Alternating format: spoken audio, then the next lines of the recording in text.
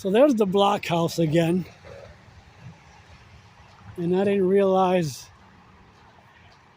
that there was a few other signs over from the blockhouse. So that was the firewood over there. We're gonna check this one out really quick.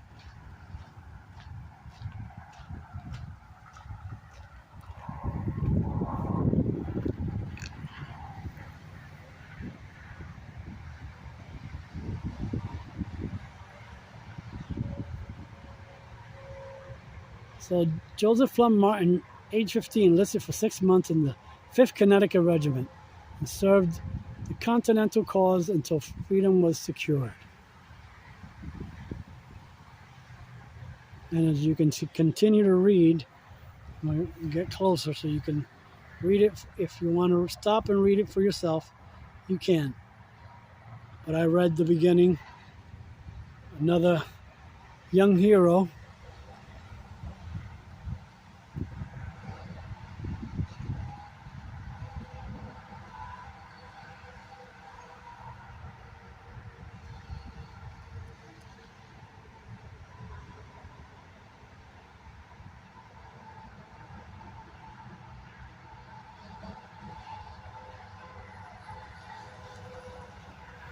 Interesting that it would have said at the bottom there.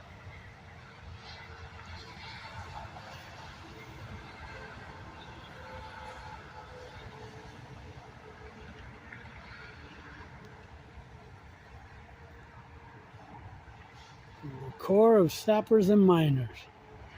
Assault on Redoubt number 10.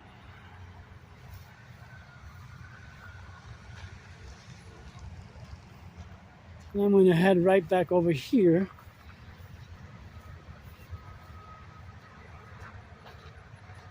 Now I could have just walked over here really quick, then headed back down the trail.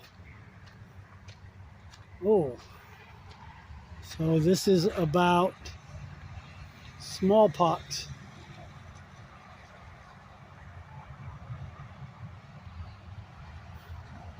And they have information here about how it affected the troops during the Revolutionary War.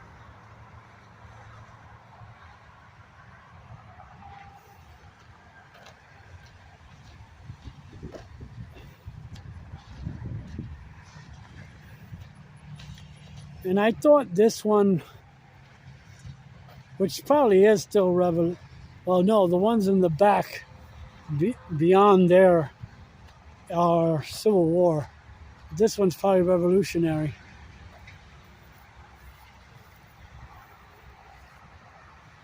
Yep.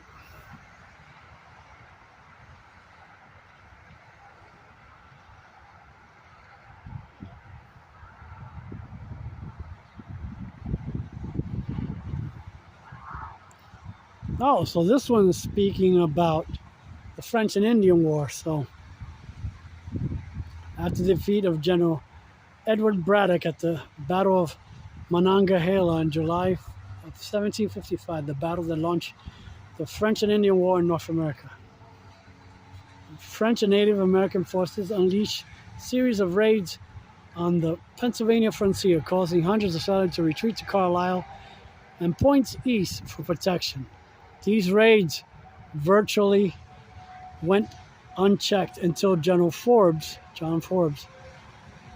army captured Fort Duquesne in November of 1758. Of course, if you know anything about French and Indian War history,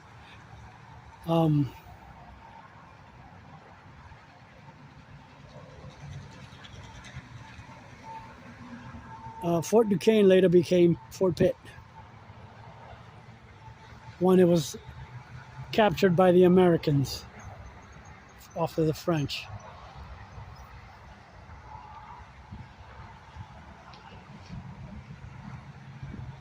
So after the fall of Fort Duquesne, it was determined that a chain of forts built by Forbes to protect the frontier had some large gaps when it came to supplying an army on the march. As a result, Colonel Henry Bouquet, commander of Royal Americans, directed the 5 stations be built along the military road, later named for Forbes. The cabins were built by a company of the 3rd Battalion, Pennsylvania Regiment, under the command of Captain Nicholas Wetterholt. This building represents one of the cabins that served as a supply station. After the fighting in Pennsylvania subsided, these stations quickly took on the role of 18th century mini-marts, as travelers regularly stopped to exchange supplies, water horses, and get some fresh food.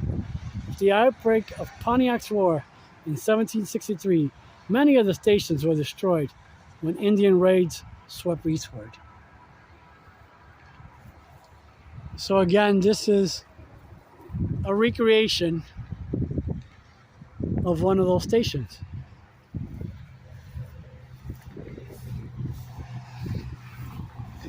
And if you haven't yet, please check out my videos on Fort Loudon, which I'm sure is one of the many forts that were built, those chain of forts that was built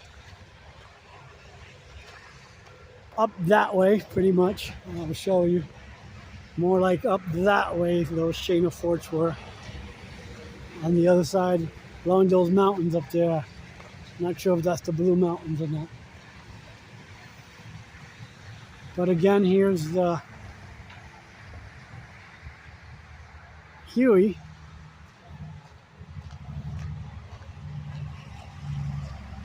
And it looks like we're getting a little bit of rain, so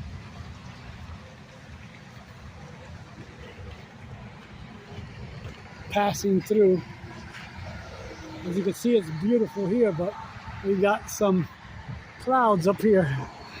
Like I said, it was much more nicer earlier in the day, and I was at another location prior to this. So check out that video of Hanover Snacktown Fair when I post it.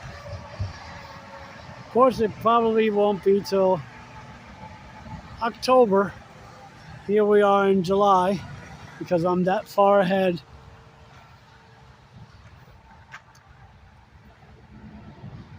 Talking about an LZ, which is a landing zone.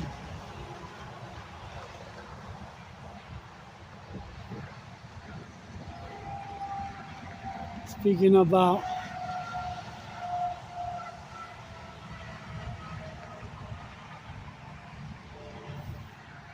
gives you information about how do helicopters fly.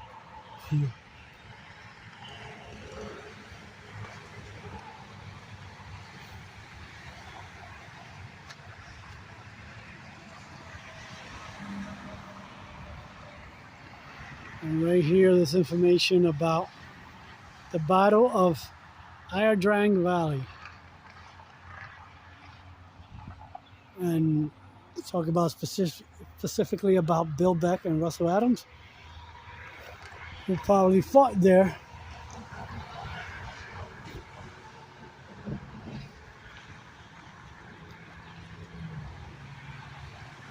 Yep.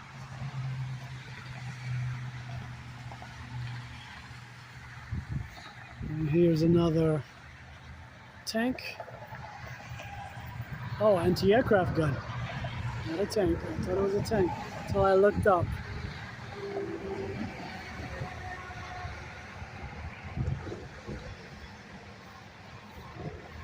Oh, wow.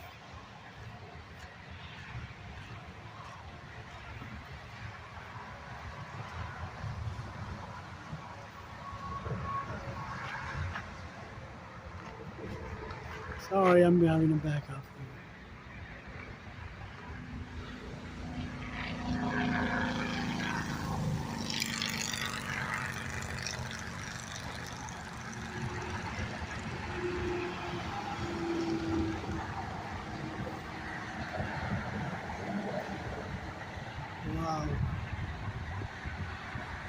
And a visit to desk go.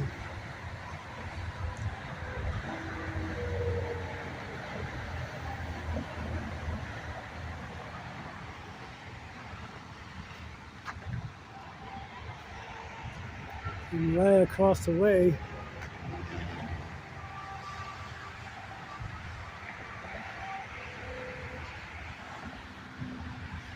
so this is sort of like a representation of what it might have been like in the bush, as they call it, or in the jungle. Yep.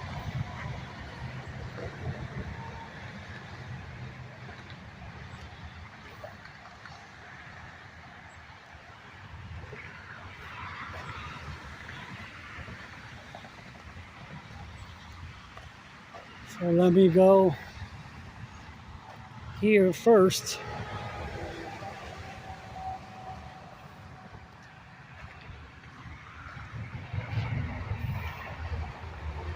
So here's information about a Vietnam fire support base. And as you can tell, they were artillery-based fire support bases.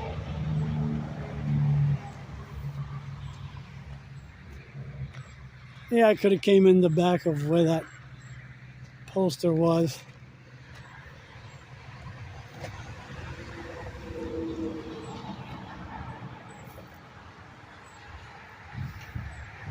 And believe it or not, this was originally what they would use in Vietnam. So they upgraded to that over there. 105. Ironically, my first unit, which was in Fort Tilden, Queens, when I was in the reserves, we fired those because apparently if we would have been deployed, we would have been deployed to a cold region, and these serve better in cold regions.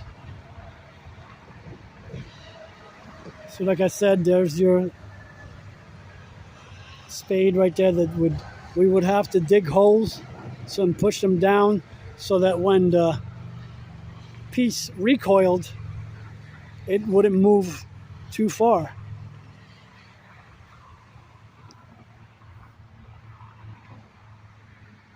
And it had a sustained rating fire of 3 rounds a minute.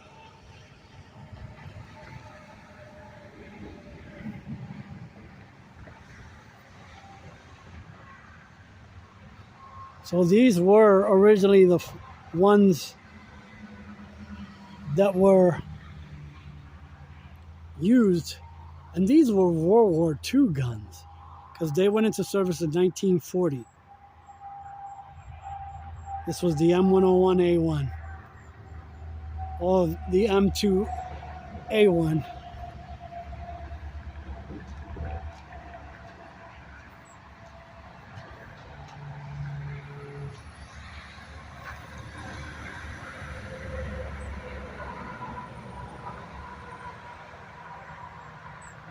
So it's showing a 75 millimeter M107, which that's another one that my unit had before we upgraded to the, what was it, M1908s, I believe.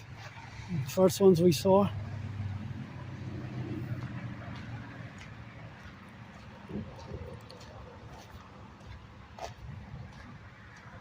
And then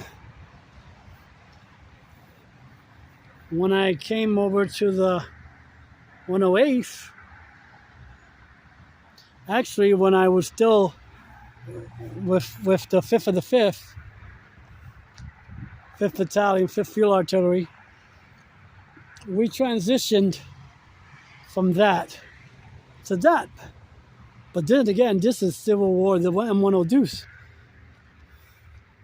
This was Civil War, Vietnam era. It was introduced in '64 to replace the M101.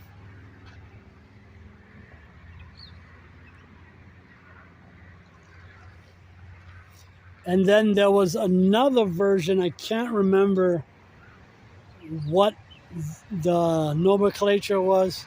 That's the number. The M102 is the nomenclature of that one, that you had to take one of the wheels off. It was, I think, British made, but we bought it anyway. And I can't remember that one. We had that one briefly when I was with the 108th. And then we went to the 107.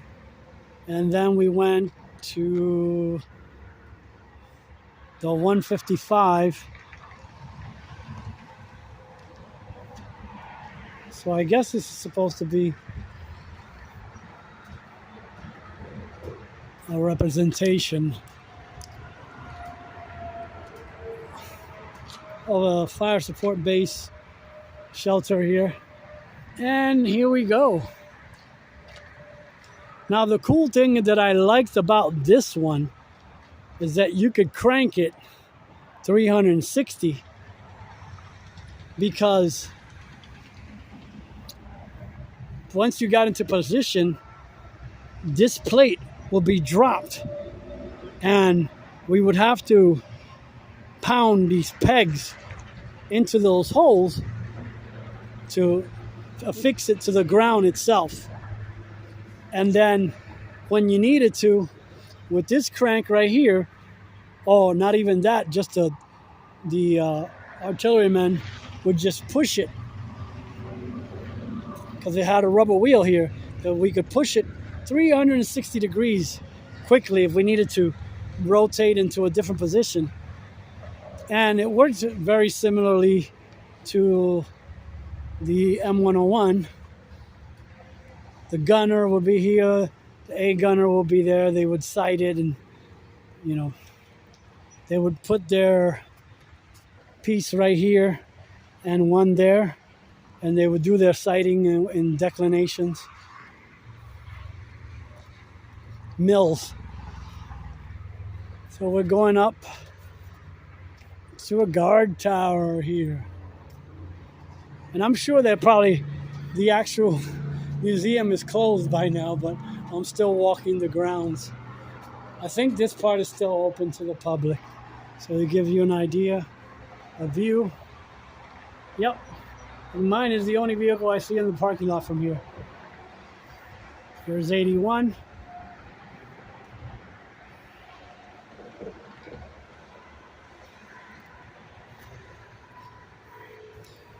And mind you,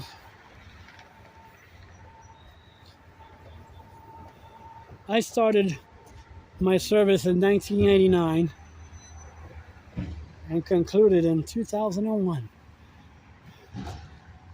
A week to the day after 9/11, I ETS'd out. Even though we were in a state of emergency, I was surprised they didn't extend me, because my six-year enlistment, because in the National Guard or Army Reserve is 6 years.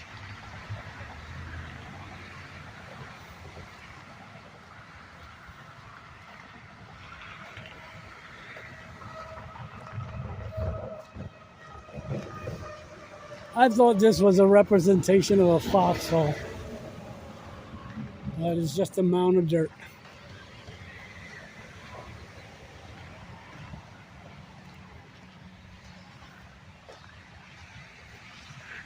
And over there they have some kind of like a sawhorse or something, and a stack of wood. Maybe it's for when they do encampments or whatever, because they do that kind of stuff here too.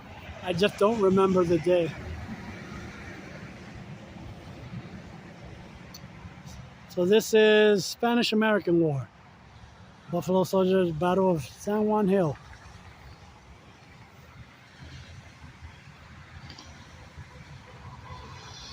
In Cuba.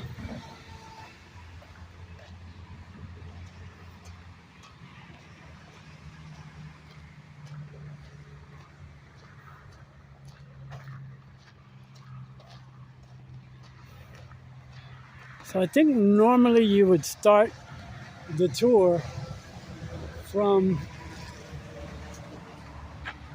pause.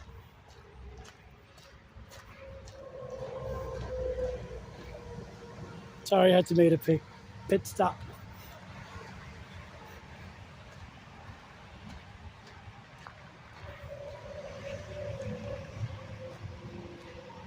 A tough nut to crack. So I believe this was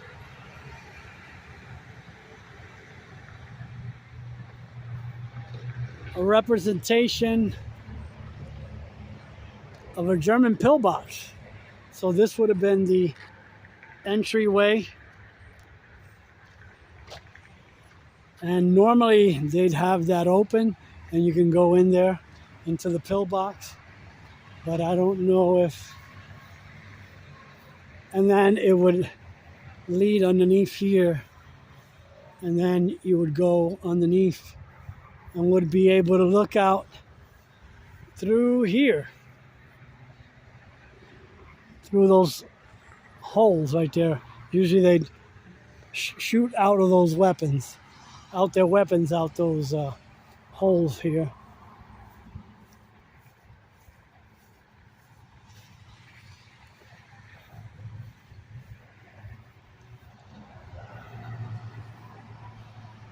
So right here is loyalty. So each of these represents a facet of what the military instills in you. The U.S. Army does.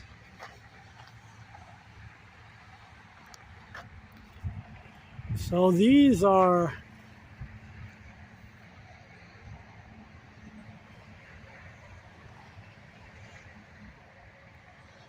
M1918 artillery cart, or limbers, as they were called. So this would, I believe, carry all your ordnance. And I should know this because I was an artilleryman.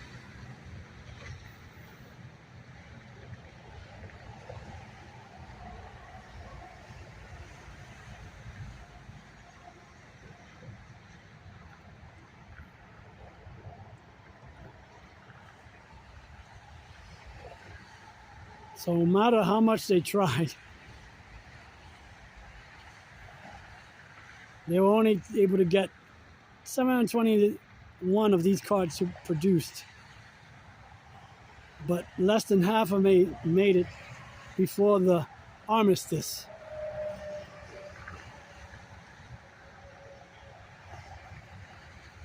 So this gives you an idea.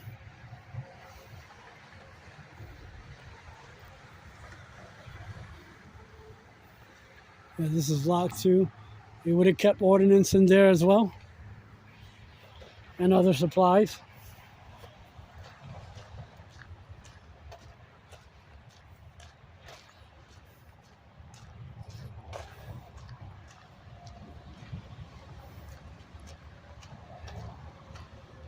And having been here before, I think this is one of my favorite parts of this display. Next to the redo,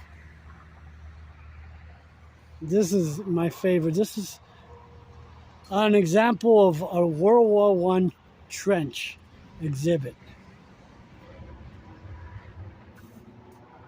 So you can see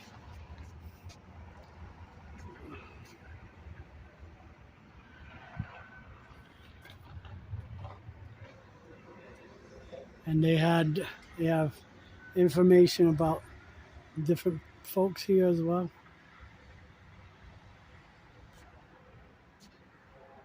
And some of these gentlemen went above and beyond. So this is again late in the day.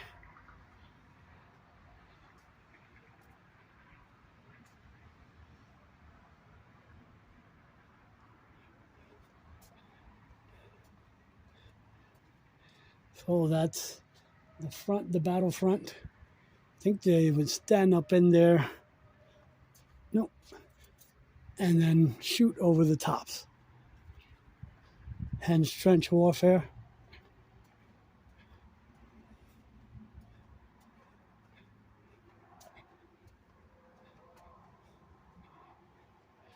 So information about a mortar pit here.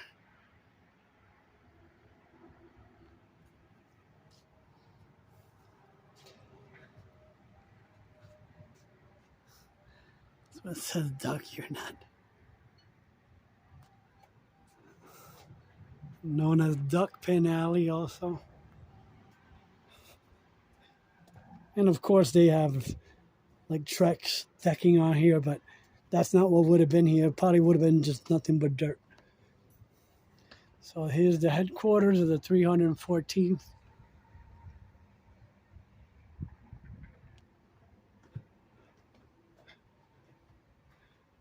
So this was known as the command post.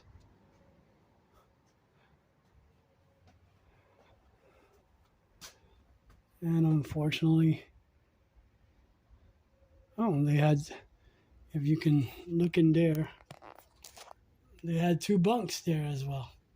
That's what you see right there with the ladder and steps. And then this is how they would have done. Oh, let me get my communication.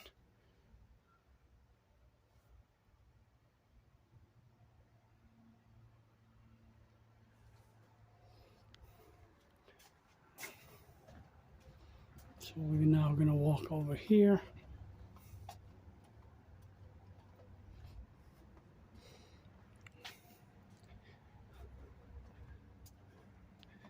So this was also known as the aid station.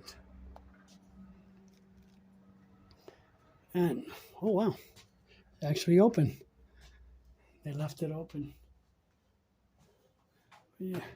Again, this is a reconstruction of a trench, probably in the European theater. And I'm going to be good enough, hopefully. Oh, maybe it doesn't shut. Okay.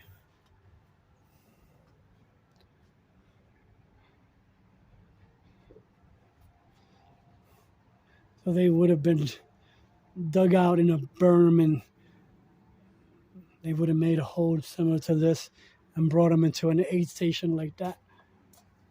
The wounded.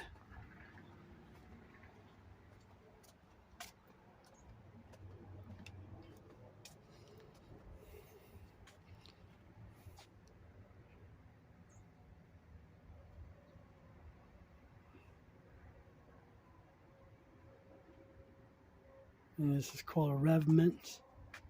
Revetment.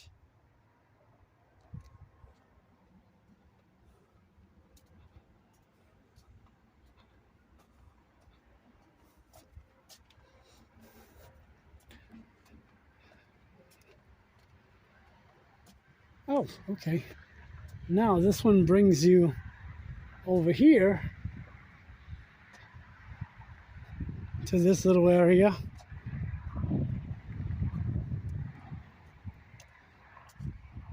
Never realized that this was over here because I went out toward the front. It shows you over here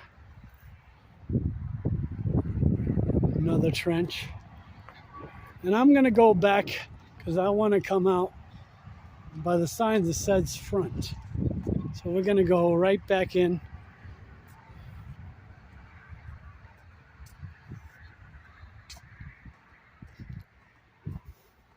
So this is probably going to be a slightly longer video than like I usually make.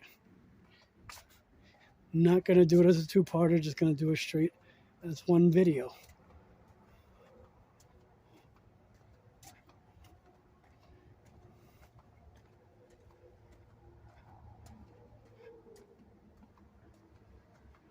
Passing by the command post.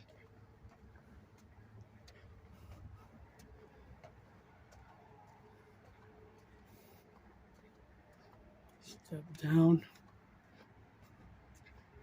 So go. Unless I already came from the front. Nope. I came from over there. So now we're going by a lot of the time, to make them feel more at home, they would name the different corridors by the streets. There's a sniper's nest. So they would climb aboard there and shoot right through there when they saw an enemy approaching.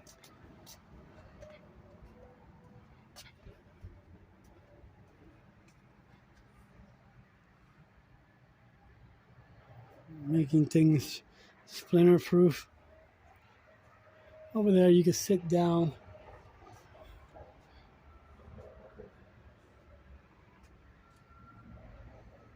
This is known as splinter proof.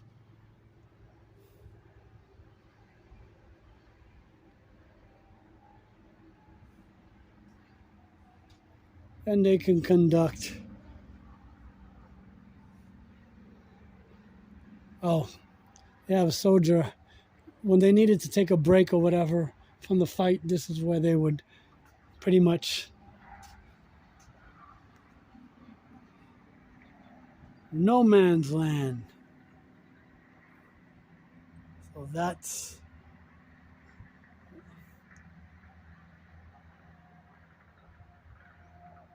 where they would also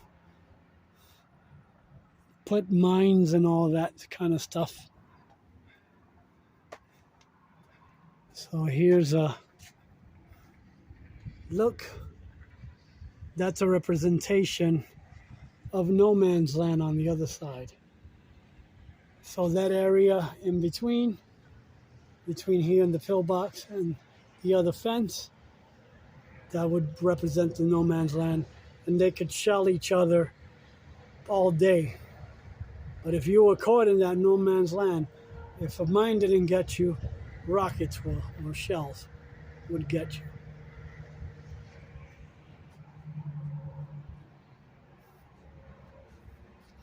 Yeah, so this was a machine gun post.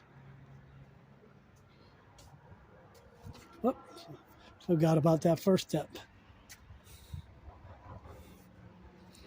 Okay. Now we can head back out. That I've done the whole entire thing.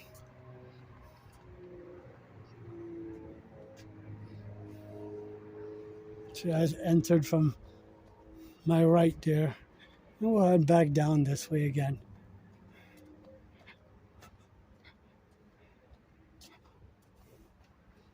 Maybe I should have gone there first and then came down this way.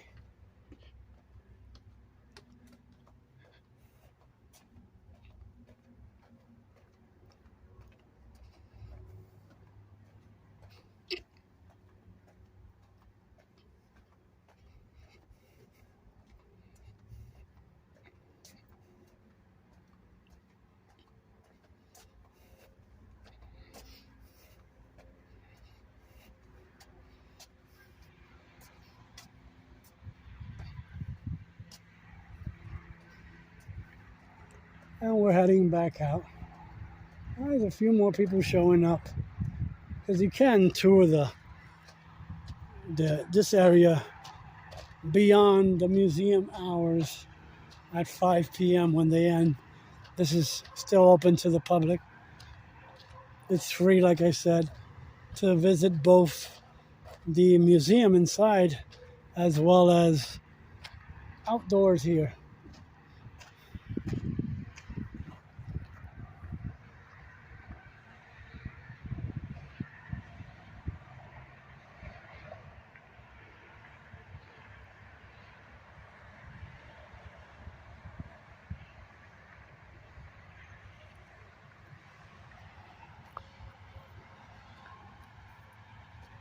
It's all known as the Iron Renaissance.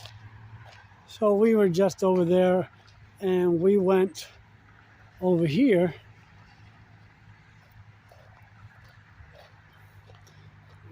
So I'm going to give you,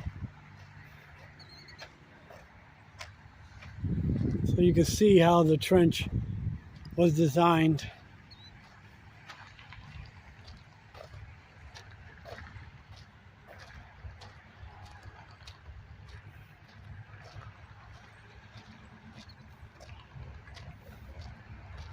So as you can see over here, the fence over here and the fence over there,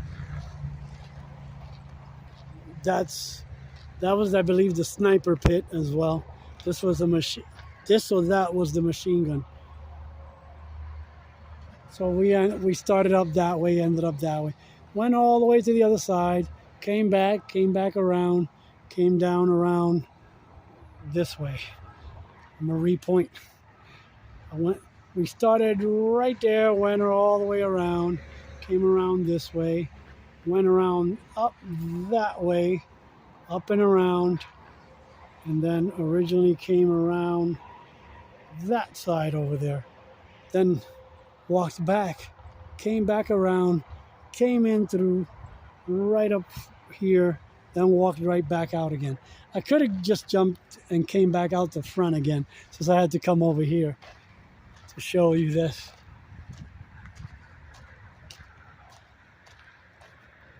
Oh, wait a minute. That doesn't go nowhere. So I should have, like I said, I should have just came out where I came in from, instead of going all the way around.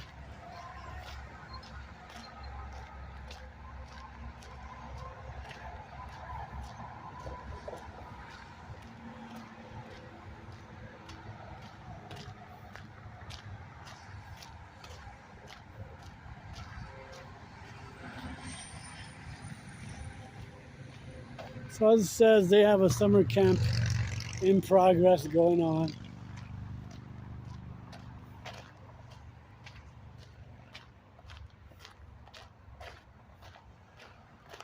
Here's another look at the World War I trench, as I let these folks come by.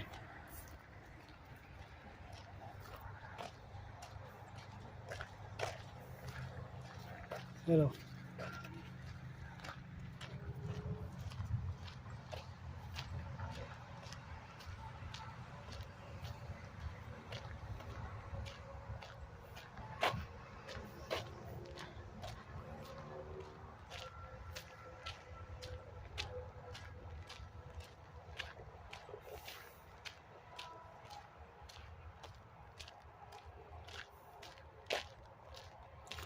We're almost nearly done with the trail.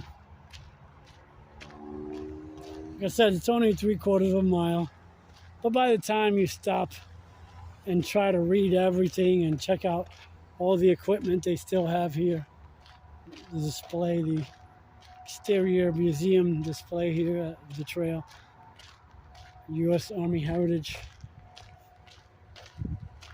and Education Center.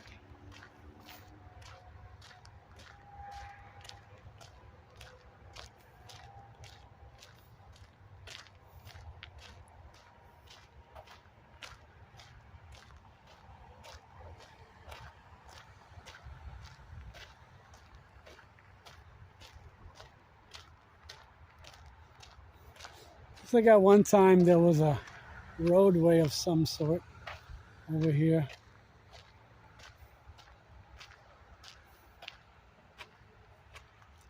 Oh, that's why. So this is a representation of a roadside here. During Desert Storm, they would use, the enemy, would use IEDs or improvised explosive devices. Very low tech, but very high damage to equipment and soldiers. A lot of them came home with injuries that I would not wish upon any other.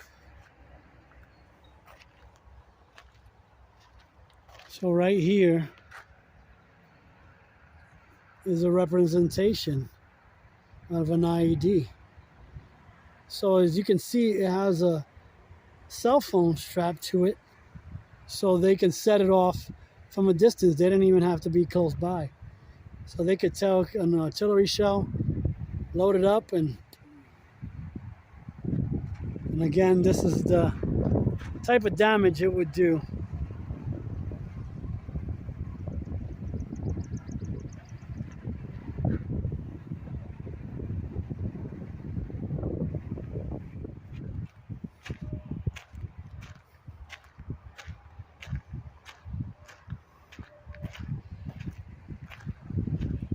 And speaking of which, this Sergeant Robert Easley Jr.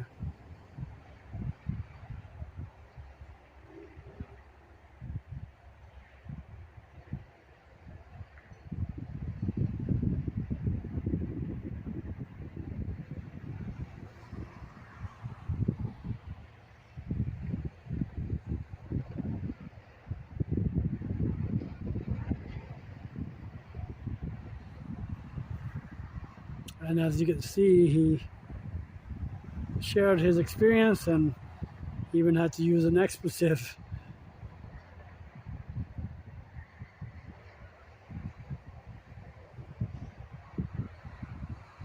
So he lost both legs, making him a bilateral above the knee amputee.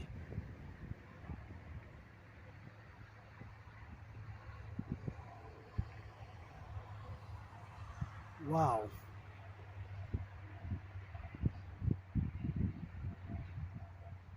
And lost a couple of fingers as well. He was part of Operation Iraqi Freedom.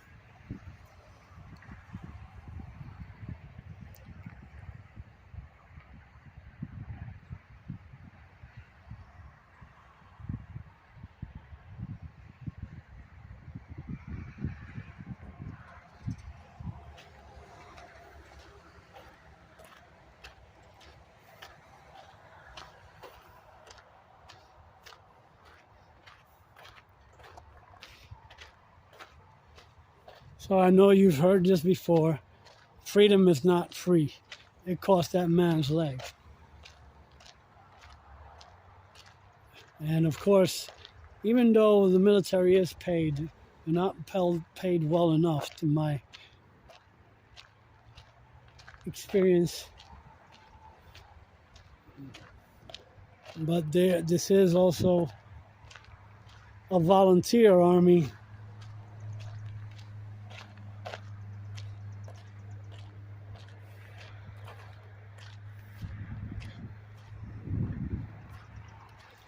So these are known as the HESCO barriers.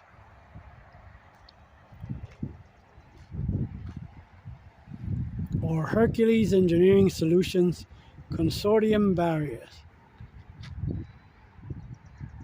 HESCO barriers are a modern type of gabion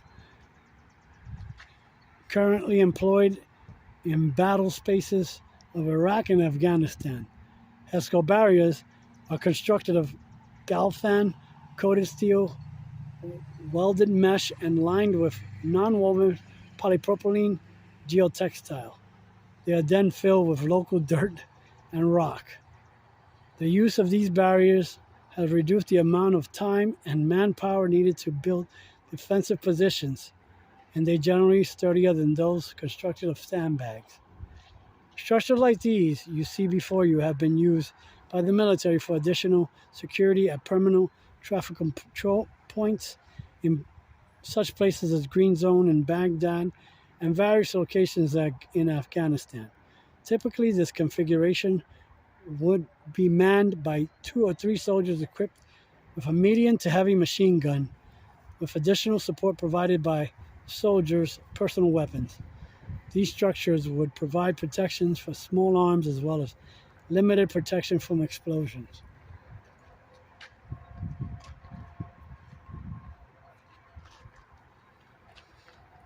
So it's showing you that it's not a new technology.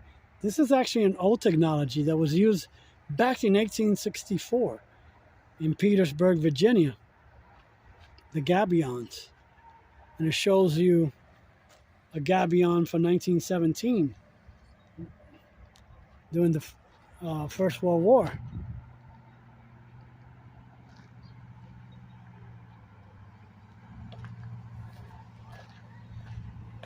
So these are the gabions that we're talking about, or the HESCO barriers right here. Sorry.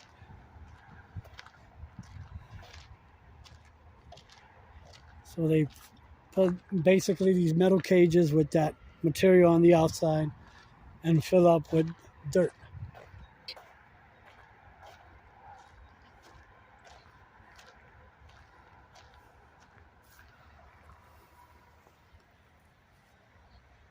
So it shows them building a HESCO position in Afghanistan.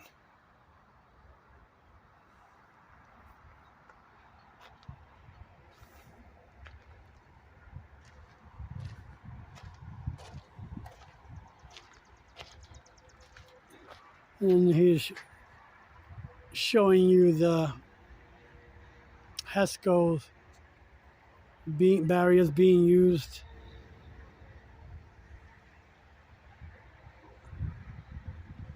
along with Jersey barriers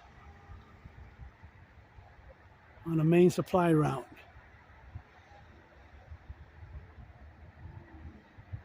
Named Tampa, in a forward operating base, Ramagan, and a contingency operating base, Specher.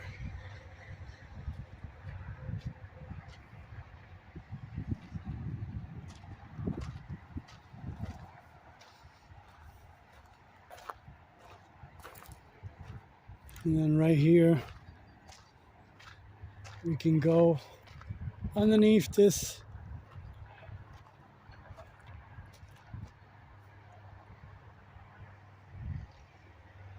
so it's showing soldiers and civilians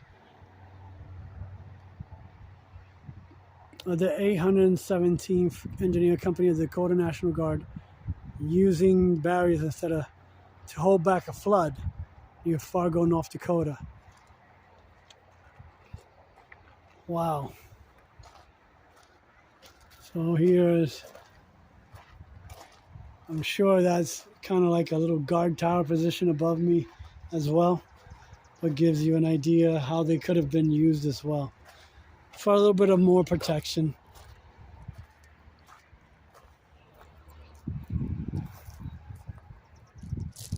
So again, this is showing how the HESCO barriers were used in Iraq and Afghanistan as well, and at home.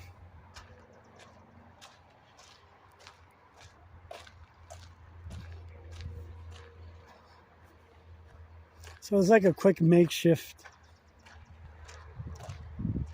fortification, if you want to call it like that.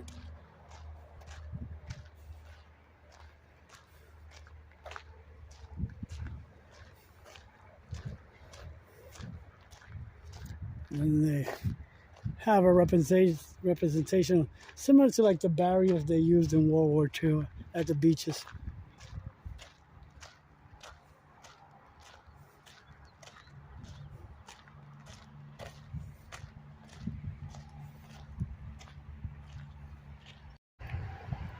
So this concludes our tour here of the exterior of the U.S. Army Heritage and Education Center here in Carlisle, Pennsylvania. And if you enjoyed this type of content, please consider like, comment, sharing, and subscribing. And as always, go create your own adventure. And I'll see you at the next location.